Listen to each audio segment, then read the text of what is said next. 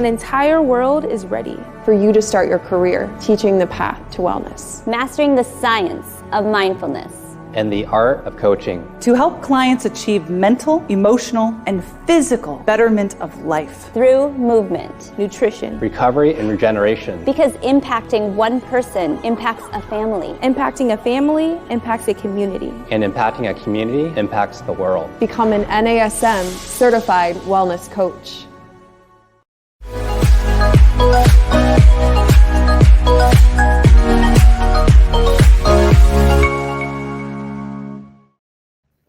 Hello, everyone. Welcome to another episode of Random Fit. I am Wendy Batts, and I'm here with my co-host and friend, Mr. Ken Miller. Ken, how are you today? I'm well, Wendy. How are you? Oh, living a dream. It's a It's new year, new day, right? Every episode, you're living the dream. It's a long dream. Like it. It really, yeah, it's sometimes Groundhog's Day, but today, not so much. And I'm talking about our episode. We actually have a very special guest. We have someone that is the Vice President of Education and Training for Technogym. He is also one of our regional master instructors for NASM. He is a friend, one of my co-hosts at the Master Instructor Roundtable that I do for NASM as well. And again, I know I just said this, but also a dear friend. I would like to welcome Mr. or Dr. Marty Miller to our show. So Marty, thanks for being here. It's the band is back. We're together. I love it. Yes. There's a lot of years right here on this screen, y'all. Oh, so yeah. Some more than others. No, I wouldn't miss this opportunity. Well, we appreciate you being here, Marty. And I think, bringing you in today is going to be really great for our listeners because more and more people are getting back into the gym. We've all set those New Year's goals that we want to make a change. And usually it starts in January that we're going to start hitting the gym and making that commitment. And I think with you being, obviously in the position that you are at Technogym, you can provide our listeners as well as Ken and I some great information regarding the equipment, what pieces of equipment people should use, the purpose, the whys. So I'm really, really glad you're here. Happy to answer all those questions.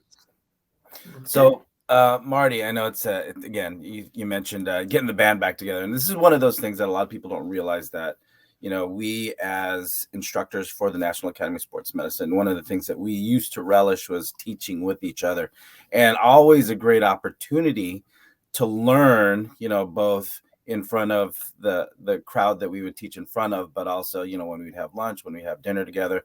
And it's a great opportunity for us to kind of download information from each other. So, as Wendy said, this is going to be a great opportunity for all of us to learn, especially myself, especially because, you being in the position that you're in and working with Technogym and all the research and I mean, you're in the know when it comes to, equipment, both, domestic in the US as well as international. So, what's out there. So I'm really looking forward to, some of the information that you have to share, especially when it comes to gym equipment. And I know that, back in the day when I used to work in an actual health club in a gym facility, this is one of those things, you guys both know when it comes to, working in a gym, you kind of have to be the jack of all trades. I've done my share of, kind of doing the tour and giving people some insight on the gym and the different lines of equipment. And one of the hardest things to delineate is like when you have 3 chest presses in a row, one of the questions I get is, what is the difference between this chest press from this equipment line and this chest press from this equipment line? This one, this one's plate loaded, this one's electronic, this one looks a little funky, right? So when it comes to equipment, I don't think we could have gotten a better guest, Wendy, than our own Mr. Marty Miller here. So to kind of clear the air when it comes to, if you're standing in front of a line of selectorized equipment, which one's going to be the best one for me? Yeah, so that's a great question. So first and foremost, I'm going to give like the 50,000 foot overview. Just like I've always chosen to be with NASM because of the science, I've chosen to be with Technogym because when I was a customer and looking to buy equipment, I've learned more about the company. I realized that, long story, but 38-year history, sole provider equipment for the Olympics, PGA Tour, you name it. And they're chosen for those because of their commitment to always being a thought leader and pushing the envelope forward. First company with TVs, first company in treadmills, first to be able to capture data. So there's 200 people that work in research and design. So I get to then learn from some of the best engineers and scientists in the world. So with that, talking about selectorized, like we can talk about strength and we can at some point move over to cardio, is when you look at selectorized equipment, first and foremost, there is one, we say this with NASM all the time, there is a normal way to squat, right? There's a lot of conversation about why you would do things differently, but there is a norm we're trying to go back to. And with biomechanics, there is a right and wrong. So if you look at Technogym, they have 3 different lines of strength equipment for different reasons. One's plate loaded. We have kind of our, different business models and things like that, but we never change the biomechanics between the 3 lines. Where you'll see in the industry, some people have different biomechanics per different line. It's like, well, what's right, what's wrong? Well, there is only one right and wrong. So when you look at selectorized, you want to look at independent converging levers, in the sense that as my body moves through the range of motion, of course, Ken brings up chest because we're guys, my arms naturally come together. So if I am put in a position where I'm in maximal external rotation on a fixed path, yes, I'm loading my chest, but is that the natural motion of what we need to do biomechanically when we choose in the OPT model to put someone on selectorized equipment? Other little things to look at is even we take into account the padding, right? We're all young enough to hopefully not have any issues. But imagine if I worked in private country clubs, and that's where I'm at today. Take somebody who's got an arthritic spine, but they're still strong enough to do a selectorized plate loaded piece. If that padding in the back isn't soft enough to absorb their force that they'll be pushed back on, but give them firm enough of a platform to push forward, they may not feel comfortable. Also, Technogym has a 3-piece pack pad for most of the equipment because the body's not straight up and down. And little things about, can you reach the pin from your seated position? Do you have something that can move the bar forward if you don't have the right range of motion? Things also they'll put into little indicators to where you're set up correctly. So there's a lot more to it, but at the highest level, I think a lot of people look past those benefits. And, when you're doing those exercises, that matters. It does matter, Marty. There's so many things that matter. Always matter. Well, in my opinion, obviously Technogym, it's an incredible line. I mean, the company itself, if you look at the history and you've gone onto the website, if you haven't, you guys should check it out. But no doubt that the Technogym equipment is here to stay. And you guys are, the company itself has been in the forefront of the concept for over 20 years. But you guys also have something called the wellness system. And I think that's something that differentiates you guys from what you see normally at a gym. So can you kind of give some more information? Because if Technogym's available, this system's probably available as well. So can you tell us a little bit about that? Yeah, so we like to say we have smart digitally connected equipment. And it doesn't matter if you're doing cardio. It doesn't matter if you buy a piece for your home. It doesn't matter if you're doing strength. Everything will have the ability to log in. So what has fascinated me learning about the company as a customer, now this is the beginning of my 5th year, is our founder, Mr. Alessandri. He still runs the company today with the same passion. He named the company Techno for Technology back in 1982. So he understood where the company had to go. And then obviously gym for fitness, et cetera.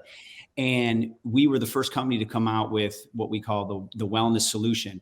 And he coined the term the wellness company in the 90s. Now everybody uses it because he understood that you're not only practicing your wellness when you're in the gym. We have a wellness on the go strategy. So today I'm not in my normal gym. I could take my wellness app. I could log in the workouts I do. It partners up with third-party apps. So we're always evolving as technology evolves. But as we know, as fitness professionals, if we track something, we can have a better chance of making change with something. So that's the beauty of the equipment, is you don't have to log in, but you can log in. And in a facility where you're managing hundreds or thousands of members, it really keeps you connected with them. It keeps them, we've done the research, they're more likely to continue working out when they're tracking their workouts. So again, we've been doing this I think we've had an app now for over 12 years. So this is nothing new for Technogym, but it's newer to the industry. And COVID really pushed a lot of this forward, where it's forced people now to have the ability to do something at home or in the gym or wherever. And a lot of people are trying to play catch up now. Now, Marty, one of the things, and definitely whenever I have a chance to look at your line, because that I've got a couple of the pieces with the skill mill and the skill row in my facility. Awesome pieces of equipment, and definitely the compatibility using technology. Again, turn on the phone, log onto the app, and you have a record of not just what you're doing for that session, but what you've done in sessions past. Now, one of the things that I'm really curious about, I mean, we've done a podcast on wearables and data tracking, and you said earlier that you're the first to capture data. So what kind of data are you guys able to capture that's going to be relevant for the fitness enthusiast, the high performance professional athlete? I mean, you're definitely in one of those things where, I mean, I've seen your social, I've seen the Technogym social. When you're in the facilities that you're in, what kind of data is accessible through this line of equipment, and what really matters to those that are making those New Year's resolutions and getting started off on their road to wellness? Yeah, it really depends on the line of equipment, right? Because what you're going to capture in strength versus what you're going to capture in cardio.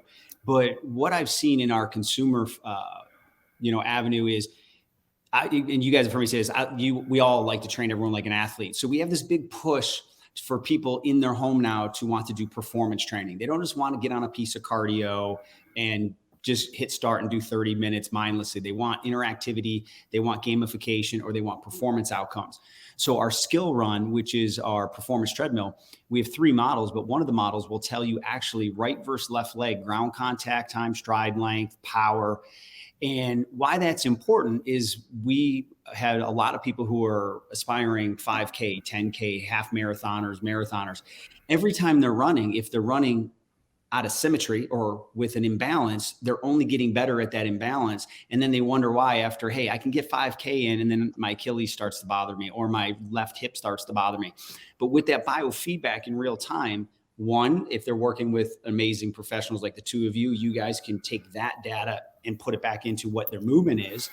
Because now you have dynamic movement assessments, right? With the, or performance dynamic assessments with the skill run. But also they can start to auto correct because there's biofeedback right on the screen. So they can start to learn to run efficiently. Other things that pop out to me, I have a skill bike, which is our performance bike. So again, I'll see if I'm pedaling properly, if I'm pushing and pulling, but also I can use a third-party app like I use Zwift, where it gamifies it. I go on, it puts me in Central Park in New York City. It communicates to the bike the resistance I would need to hit that ride in real time. We have enthusiasts that love to do triathlons. So they go out and they do a route outside on a bike. They can now emulate that bike, the ride indoors when the weather changes, or they can go cut and paste a route from a route they always wanted to aspire to. So it depends if it's for the consumer or for the trainer. There's just tons and tons of data being pushed back. And then it really comes back to, what's your end goal? What's your willingness to track that data? And then how do you use that to deliver a better outcome for you, the end user? Mm-hmm. And those of you guys that are just joining us, we're here with Dr. Marty Miller talking about knowing your equipment. He's obviously the Vice President of Education and Training for Technogym. So we're actually picking his brain today, not only as a regional master instructor, but then also too, just, being a part of such an amazing company. I mean, yes, talking about technology, we know that is here to stay. I mean, obviously, like you said, techno being the technology part of Technogym. But I think, when we talk about cardio, we can go on and on. And, for me personally, doing cardio can be a challenge, and it can be a challenge for a lot of different people. And like you said, you've been able to gamify it. But, with all the different cardio equipment, basically, how do you make a recommendation for somebody that's starting out in the gym? You see, bikes, and you see treadmills, and you see ellipticals, you see all of this stuff, but how do you know? I mean, obviously as a trainer, we have an idea, but in your mind and with the company that you're involved in, how do you know which is the right fit? And, how do you keep, what are your thought processes with that, Marty? How do you help someone choose which is best for them? Sure. So obviously, I'll always have a scientific NASM hat on whenever I'm having conversations, even if it's someone about what type of equipment.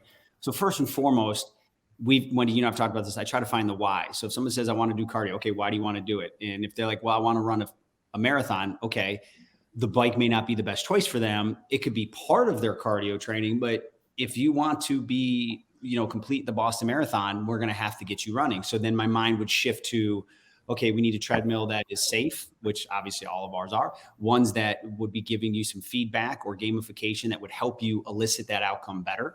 If someone says, I'm looking to lose weight, and I'm like, okay, what have you enjoyed in the past? I'm not much of a treadmill person. I can't spend 30 to 45 minutes just in a jog. So you know this, at my home, I have our skill row and I have the skill bike. But when I'm in the gym, I like our skill mill, which is our curve non-motorized. I might use our skill run with the sled push because I need mentally to do different things. But if someone is a true diehard runner, we have to take that into account. Then you look at, space. You look at also where are you putting the piece of equipment.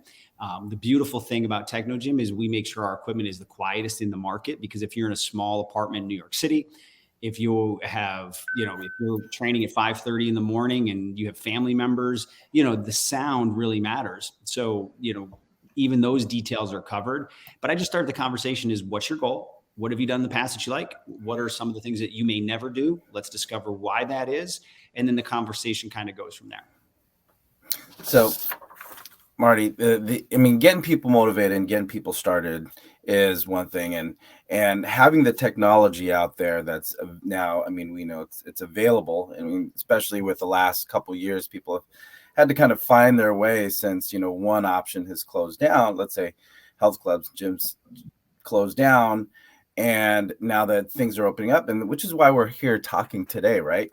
But where do you think? And I want to pick Marty Miller's brain, the trainer, strength coach of over 20 years now, looking at trends and what's available. And again, taking off your Technogym hat, if I can ask you to do that for a second, is what trends do you see, or where do you see people going as far as in mass? As far as getting to their fitness goals, getting to their performance goals. So what trends are you kind of seeing out there? Because I know there's what we see here in the US, right? I know we do have some international listeners out there, but you have, a unique position where you travel and you are at trade shows in Europe, as well as here on this side of the world. So where do you see the industry going? What trends do you see people getting involved with as far as getting involved with movement and health and wellness? Well, as I said, this unique situation we've been through now 2+ years has moved a lot of things forward. There's a lot of people that would not have adapted to virtual training, to apps as quickly if their gyms hadn't had to shut down. So what we're seeing is there is a trend back away from that. People want the social interaction of being in front of people. So whether they want to go back to a Pilates studio, whether they want to go to their high intensity, to a gym, there is a migration back to what we'll call some of that old norm. There's going to be a new norm. But where a trend that I've seen is, just like myself, I have to have something in my house now, because and it's not even that I'm paranoid that the gym's going to shut down, but I got into a habit and I found that, hey, even though the gym's only 10 minutes away from me, if I just want to get a quick 20-minute cardio session in, I'm spending 20 minutes, 10 minutes there, 10 minutes back. I could just jump on a piece of equipment in my home. So I think people are looking at a hybrid model where they have their bricks and mortar. They may have something they do virtual, and they have something they like to do in their home. But I really think we as an industry are so set up well that people who weren't fanatic exercisers before, if there's one data point that's come out through this last years, is be healthy. Be healthy, be healthy, be healthy.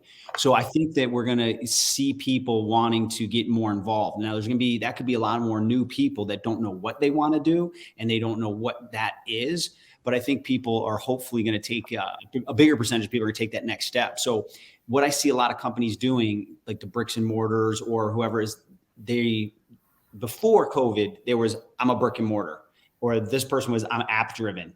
We're seeing a lot of the hybrid, especially if you were brick and mortar before.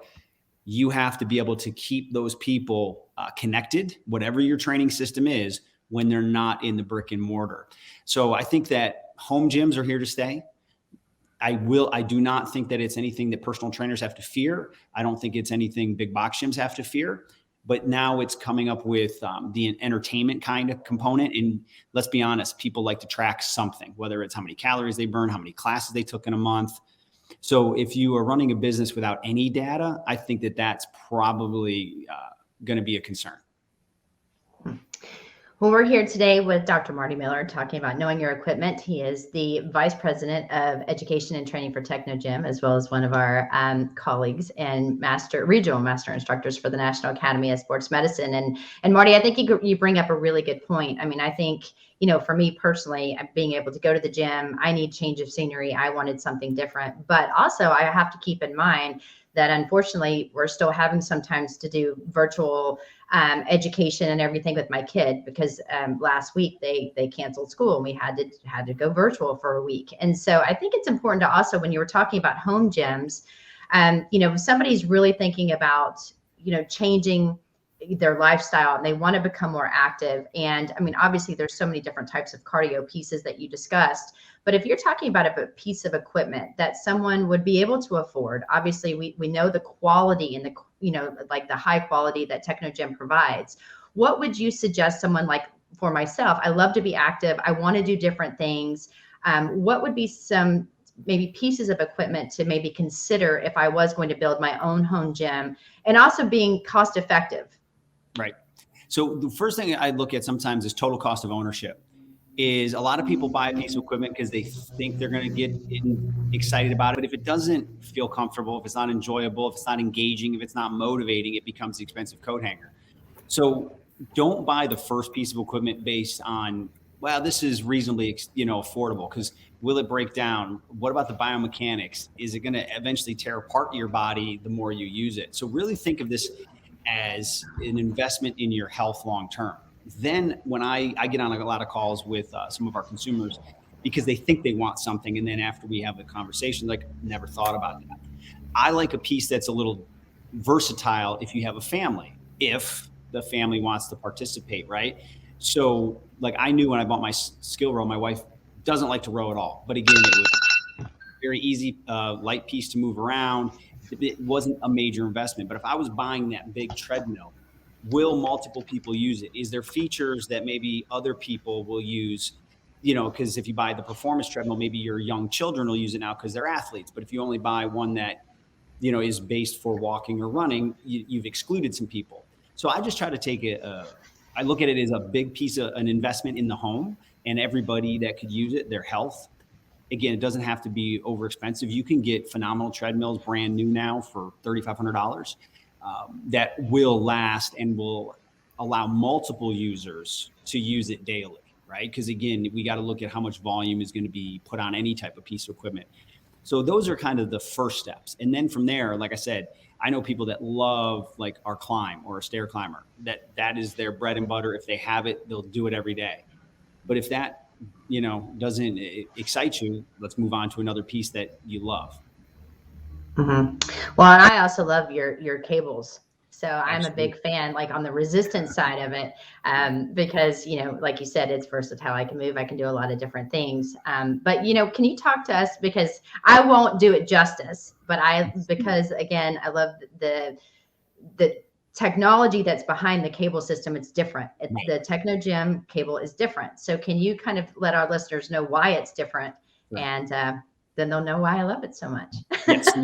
Because again, we have, I think, and almost positive I say is we have the largest SKUs in the industry. We have the most amount of products, whether it's what we call B2B to like a club owner or B2C to consumer.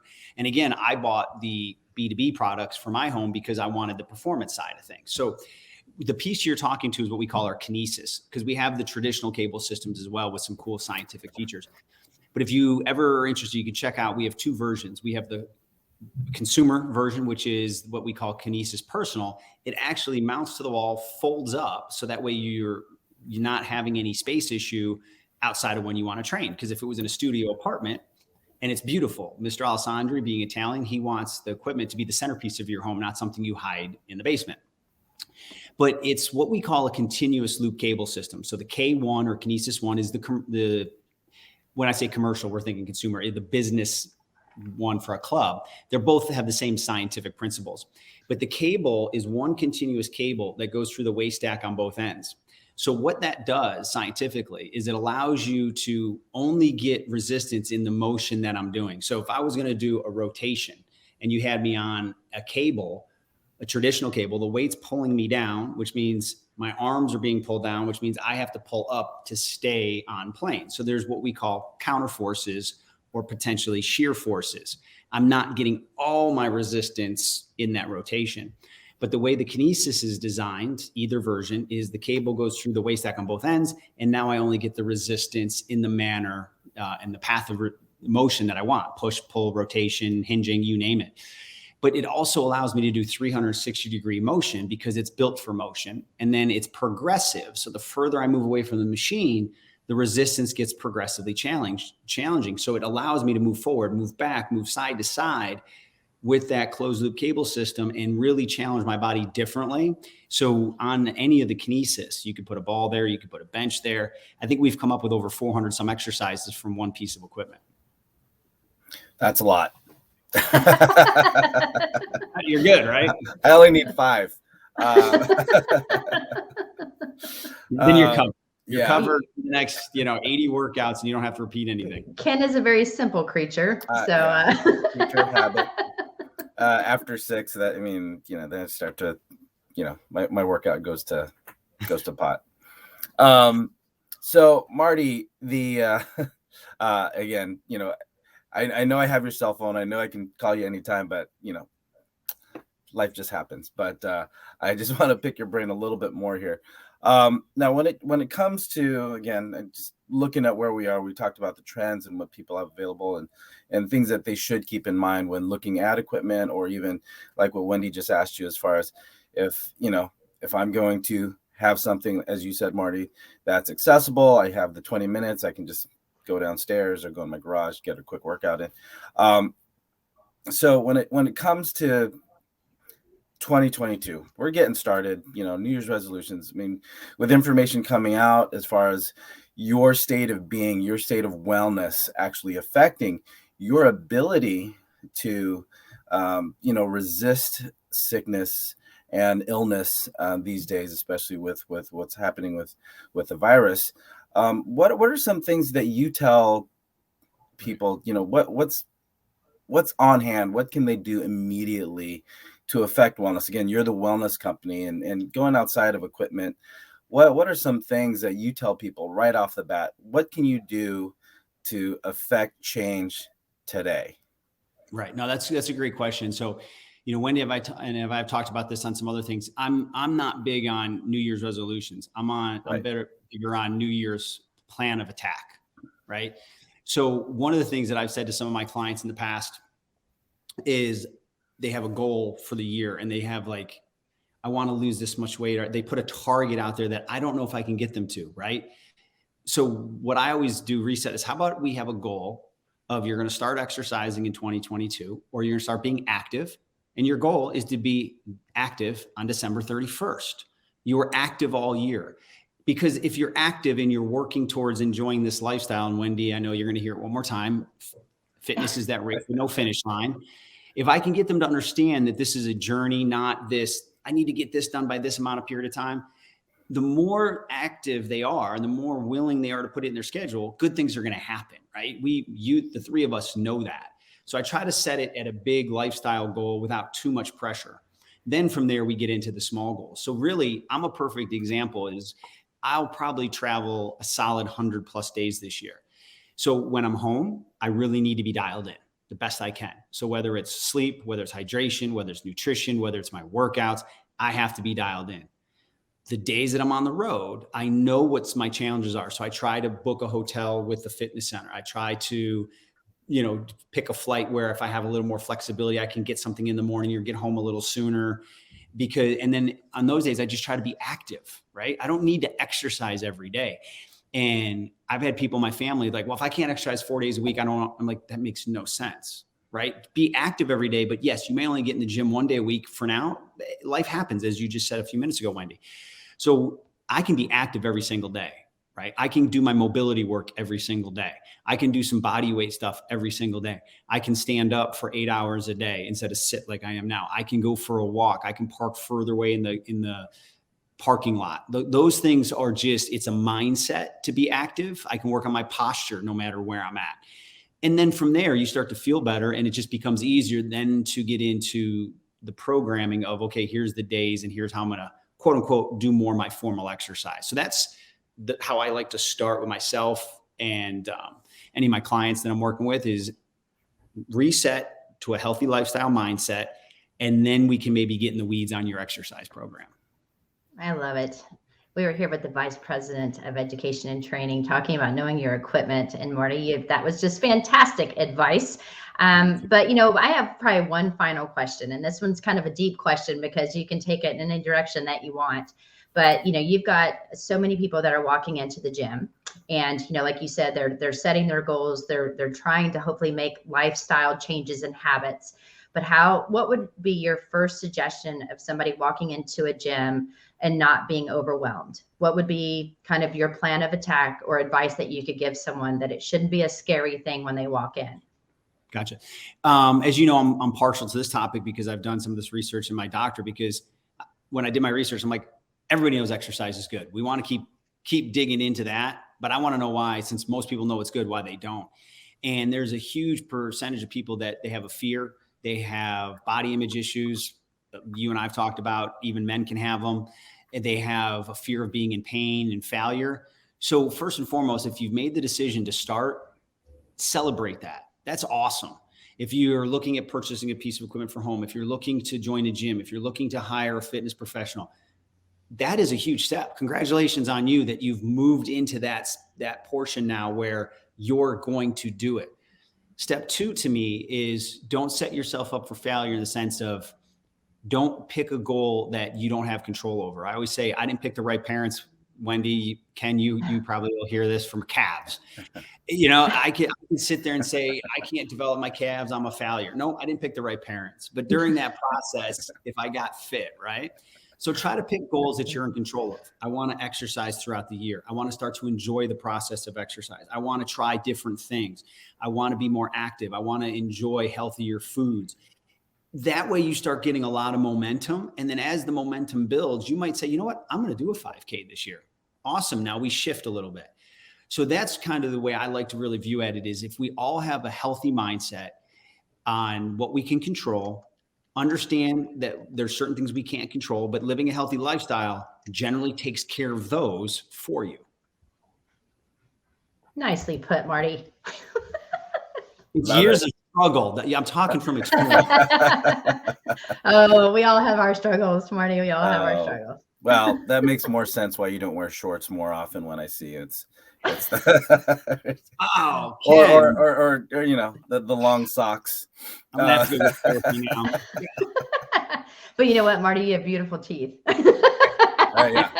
I wish I could control that. You can. Yes. And that this coffee, you know what I'm doing. So. I know. Marty travels with toothbrush and floss in each hand. Every time he eats or drinks something, y'all, he's got the cleanest mouth in the world. You got to the point that I married a dental hygienist, for crying out loud. Indeed. All right. So, hey, as much as I hate to end this reunion, if you will,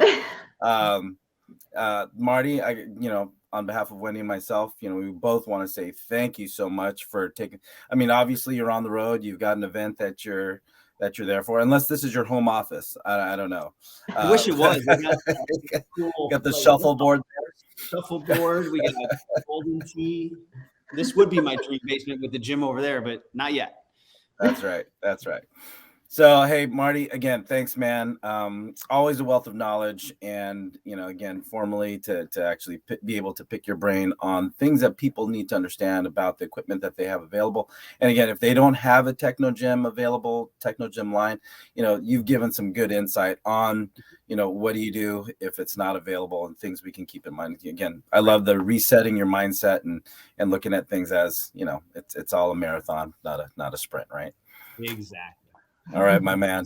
Hey, safe travels to you, buddy, and look forward to catching up. And on behalf of Wendy and I, this is again another episode of Random Fit. We've had the pleasure of speaking here with Mr. Marty Miller, Vice President of Education with Technogym. And if there's more that you want to hear about, want to hear us talk about, like, follow, subscribe, comment, and we'll be sure to get something on our episodes here that we're sure we'll hope you'll enjoy. So until next time, everybody, Take care and be well.